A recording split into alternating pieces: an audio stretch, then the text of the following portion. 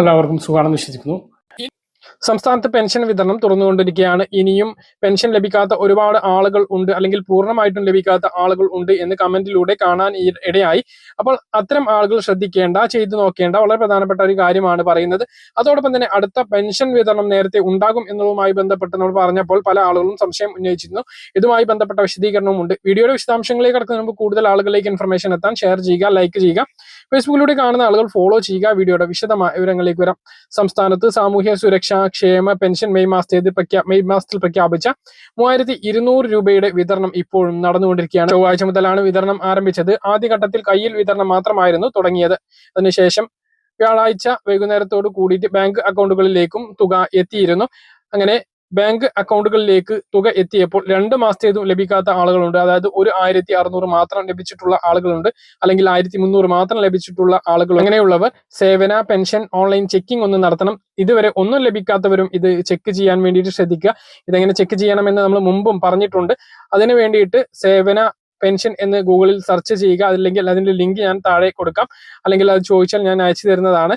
അതിൽ നിങ്ങളുടെ pension ID number, അല്ലെങ്കിൽ ആധാർ നമ്പർ, അല്ലെങ്കിൽ ബാങ്ക് അക്കൗണ്ട് നമ്പർ നൽകിക്കൊണ്ട് താഴെയുള്ള ഒരു കോഡ് കൂടി എൻ്റർ ചെയ്ത് വെബ്സൈറ്റിലേക്ക് പ്രവേശിക്കാം. വെബ്സൈറ്റിൽ പ്രവേശിച്ചു കഴിഞ്ഞാൽ നമ്മുടെ പെൻഷന്റെ എല്ലാ ഡീറ്റെയിൽസും ഇതിൽ കാണിക്കുന്നതാണ്.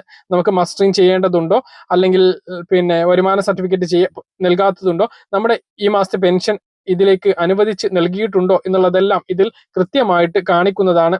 അതുകൊണ്ട് തന്നെ ഇങ്ങനെ ഒന്ന് പരിശോധിക്കാൻ വേണ്ടിയിട്ട് ശ്രദ്ധിക്കുക.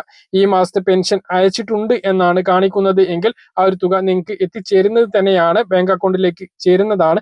ഇനിയും എത്തിയിട്ടില്ല എങ്കിൽ തിങ്കളാഴ്ചയും, ഇനി അടുത്ത അവധി ദിവസം കഴിഞ്ഞ് തിങ്കളാഴ്ചയും ആ ഒരു തുക എത്തിയിട്ടില്ലെങ്കിൽ ബാങ്ക് അക്കൗണ്ടിൽ ഒന്ന് പോയിട്ട് നോക്കാൻ വേണ്ടി ശ്രദ്ധിക്കുക. അതായത് ആദ്യം സേവനയിൽ നോക്കിയിട്ട് നിങ്ങളുടെ പെൻഷൻ അയച്ചിട്ടുണ്ട് എന്നാണ് കാണിക്കുന്നത്, ബാങ്ക് അക്കൗണ്ടിൽ എത്തിയിട്ടില്ലെങ്കിൽ ബാങ്കിൽ ഒന്ന് ചെക്ക് ചെയ്യാൻ വേണ്ടിയിട്ട് ശ്രദ്ധിക്കുക. ഇതാണ് പെൻഷൻ ഇതുവരെ പൂർണ്ണമായിട്ടും കിട്ടാത്തവർക്ക്, അല്ലെങ്കിൽ ഇതുവരെ ഒന്നും കിട്ടാത്തവരൊക്കെ ശ്രദ്ധിക്കേണ്ടതായിട്ടുള്ളത്. കേന്ദ്രവിഹിതം കിട്ടാത്തവർ അവിടെയല്ല പോകേണ്ടത്, അതിന് നിങ്ങൾ പഞ്ചായത്തിലാണ് പോവേണ്ടത്. മുമ്പ് കേന്ദ്രവിഹിതം മുടങ്ങിയിട്ടുള്ളവരും ഈ കാര്യം ശ്രദ്ധിക്കുക. മറ്റൊന്ന് അടുത്ത പെൻഷന്റെ കാര്യമാണ്. അടുത്ത പെൻഷന്റെ കാര്യം നമ്മൾ പറഞ്ഞപ്പോൾ അത് പെട്ടെന്ന് കിട്ടില്ല എന്ന് പറഞ്ഞിരുന്നു. പക്ഷേ കിട്ടും. കാരണം നിലമ്പൂർ ഇലക്ഷൻ 19-ാം തീയതിയാണ് നടക്കുന്നത്. അതിനു മുമ്പ് പെൻഷൻ വിതരണം പൂർത്തീകരിക്കും.